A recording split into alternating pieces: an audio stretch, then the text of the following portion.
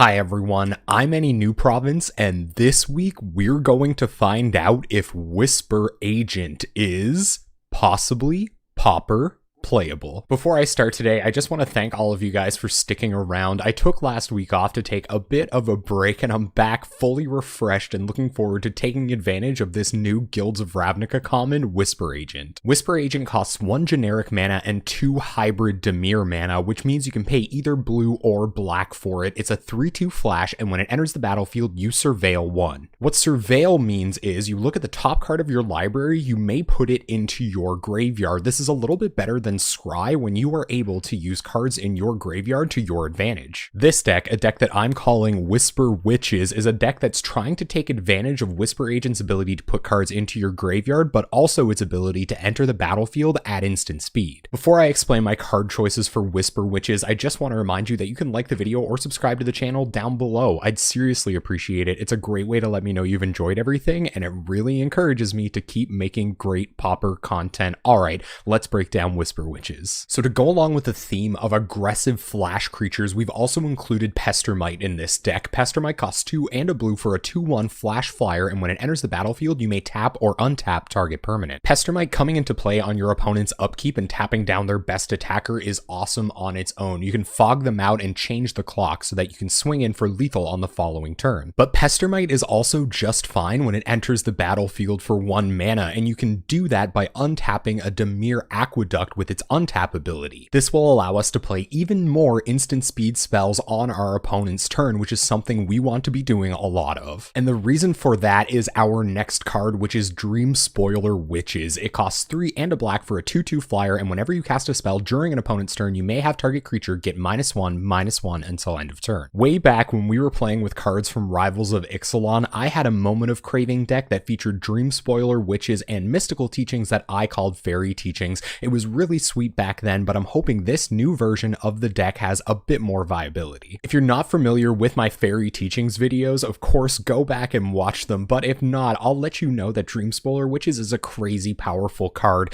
The only reason I'm only running 2 here is that having 1 on the battlefield and active is usually enough to quash most decks. However, if we can get that second one down, we should be wrathing the board consistently with all of our instant speed spells. Some of the other instant speed spells we've included in our deck are just simple cantrips to give our deck that sort of Xerox feel. We're going to cast these spells at instant speed, trigger our Dream Spoiler Witches, and hopefully draw into more to get more triggers. That's why we have Accumulated Knowledge. It costs 1 and a blue for an instant that lets you draw a card, then draw cards equal to the number of cards named Accumulated Knowledge in all graveyards. Eventually, after you cast the second Accumulated Knowledge, you're actually starting to get card advantage out of these cards. We're also running Think Twice, which for 5 mana can trigger Dream Spoiler Witches twice. It costs 1 and a blue for an instant that lets you draw a card. You can flash it back out of your graveyard by paying 2 and a blue and exiling it. Our card advantage doesn't just come in the form of instant speed Xerox type spells. We also have a couple of creatures that like to replace themselves when they enter the battlefield. First of all, we have Fairy Miscreant. It costs 1 blue for a 1/1 flyer, and when it enters the battlefield, if you control another Fairy Miscreant, you draw a card. Fairy Miscreant is pretty anemic on its own, and it's even pretty bad alongside the other cards I've explained for this deck so far. However, it does buff up a lot of other spells in our strategy, the first being Ninja of the Deep Hours. Ninja of the Deep Hours costs 3 and a blue for a 2/2, and whenever it deals combat damage to a player, you may draw a card. Pauper players probably wouldn't play Ninja of the Deep Hours if we were going to pay full retail at 4 mana for it. No, we're trying to ninjutsu Ninja of the Deep Hours in. What ninjutsu means is you can pay 1 and a blue to return an unblocked attacker you control to your hand. If you do, put Ninja of the Deep Hours onto the battlefield from your hand tapped and attacking. It should deal damage to your opponent, meaning you get to draw a new card right away. Our next package is all about counter spells. We don't have a ton of threats, so we're going to have to either stop our opponent from killing the threats we do have or bring them back from our graveyard. Soul Manipulation does a great job of both of those things. Soul Manipulation costs 1 blue-black for an instant and allows you to choose one or both of these options. You can counter target creature spell and or return target creature card from your graveyard to your hand. Knowing that we may have a soul manipulation coming up makes Whisper Agent's surveil choices a lot easier. We can sometimes just dump a creature into our graveyard if we're looking for something else like a little bit of interaction,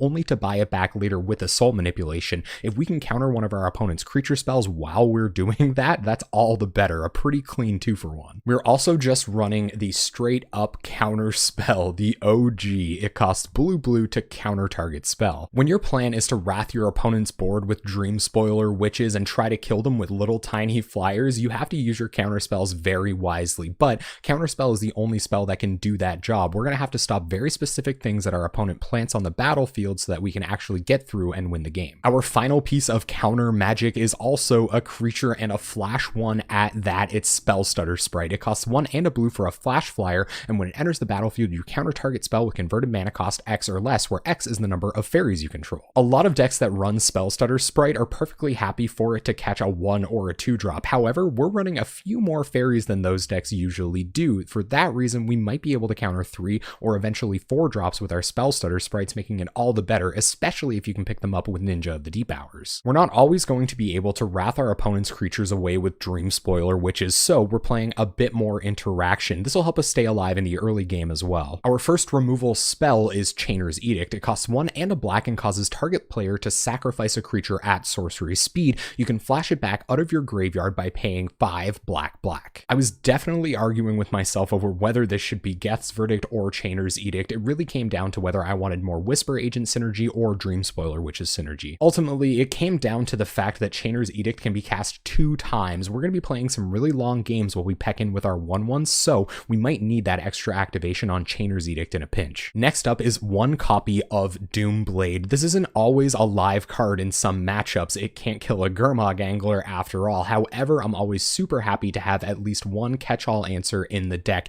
It costs 1 and a black for an instant that destroys target non-black creature. Our last non-land card and removal spell is Disfigure, which is super powerful with a couple of Dream Spoiler Witches on board. Disfigure costs 1 black mana for an instant that gives target creature -2/-2 until end of turn. Alright, let's have a look at this mana base. For our non-basics, we'll start with Bojuka Bog that enters the battlefield tapped and exiles all cards from target player's graveyard. It's awesome to have a little bit of main deck graveyard hate to find when you need it. We have 4 Dimir Aqueducts, your blue-black Karus, which are great for resetting your Bojuka Bogs, or our next non-basic Dismal Backwater that's going to gain us a little bit of life and fix our mana. We've also included 2 main deck copies of Radiant Fountain so that we're not completely dead in the burn matchup. For basics, we have 6 islands and 4 swamps, which is actually quite a few basic lands. That's because we want to be able to hit those turn 1 Fairy Miscreants into turn 2 Ninja of the Deep Hours while still being able to have double blue mana by turn 2. Alright, let's have a look at this sideboard. First, we have 2 copies of Annul for stopping our opponent's artifacts from getting on the battlefield. We have 1 copy of Dispel if our counter spells are a little bit too inefficient. We have 3 copies of Hydroblast for bringing in those red matchups. Speaking of red matchups, we have 2 Crypt Incursions for gaining way more life than burn can deal. We have 2 copies of Stormbound Geist for any kind of Edict deck or for blocking Delvers. We have 1 copy of Crypt Rats despite us having a lot of X1s. We can rat the board, buy it back with Soul Manipulation to use again. It's just nice to have one around. We have 3 copies of Fairy Macabre because the Tron matchup is that bad, and this is a great attacker or something to get rid of their ghostly flickers. And finally, we have 1 copy of Aura Flux for taking care of any enchantment problems. And there you have it, Whisper Witches. We're going to take this deck into a league at twitch.tv/AnyNewProvince this Tuesday night at 7 p.m. Atlantic time. We're there every Tuesday night playing possibly Pauper playable decks. Before I go, I just want to remind you that you can like the video or subscribe to the channel down below. I'd seriously appreciate it. It's a great way to let me know you've enjoyed everything, and it really encourages me to keep making great Pauper content. Thank you so much for watching. I hope you enjoyed this deck tech, and hopefully I'll see you on Tuesday night.